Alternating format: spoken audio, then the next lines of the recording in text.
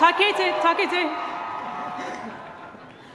Praeses Faust, Decani aestimandi, professores sapientes, hospites honorati, familiae almae, et condiscipuli carissimi, salvete omnes.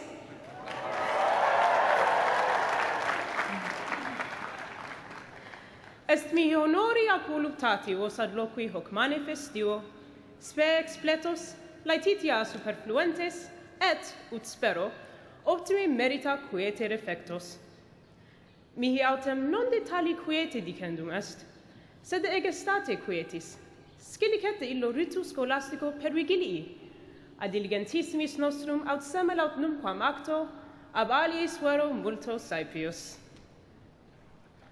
Paene here fuis evidetur, fortasse aliquantulum sero, cum primum aputam clarissimam universitatem concedimus, stilis, apparatus scholastico, instrumentum computatorio, et potionibus necessariis praesto, omnes ad ausum quodam ingens parati. Et studio et nocte cito progrediente concitati, cursum vitae nostrae delineare incepimus. Alii consilium ab initio totum per scriptum habebant, alii paucam certa vacillantibus literulis notaverunt, sed omnes laete prospiciebamus. Prospiciebamus, non de orsum ad chirographa academica, sed otiose ad murum quendam, vel acritera adventorem bibliothecae clamosum, vel sine nictu ad imaginem moventem animalis blandi recentissimam. Quotiens, hora mediae noctis appropinquante, opus postposuimus, quotiens cum video clamavimus lente currite noctis equi. Mox, in secundum annum rite perventi, vitas innocentiae deposuimus, et nos constituimus in domos, beatissimi in magnificam domum illam cabotiensem.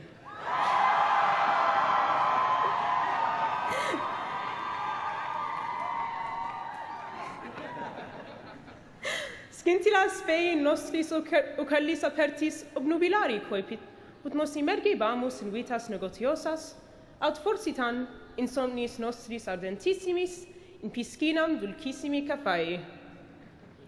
Scribebamus tamen, ut verbum verbo adebatur, grillis acerbis tigrisque non optatis consonantibus.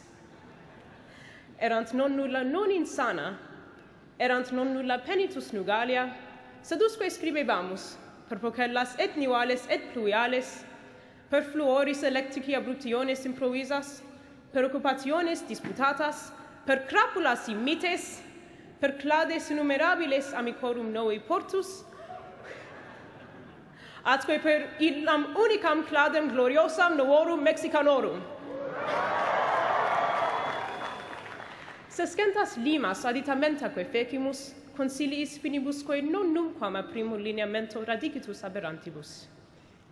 Post noctem sanam tandem prima lux accessit, nuntiata pipiantibus avibus et sicuto linquibus dam diebus Saturni, dilectissima manu aniatorum Harvardiana.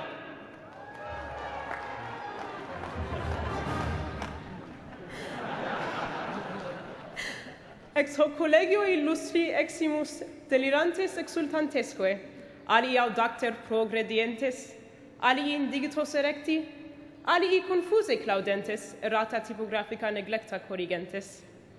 Sed omnes iter perfecimus, ad finem advenimus, pupillae defessae impetum subitum solis accommodent, ut oculis contractis hunc diem beatissimum adspicimus. Carissimi mei condiscipuli, bene dormite ac bene valete.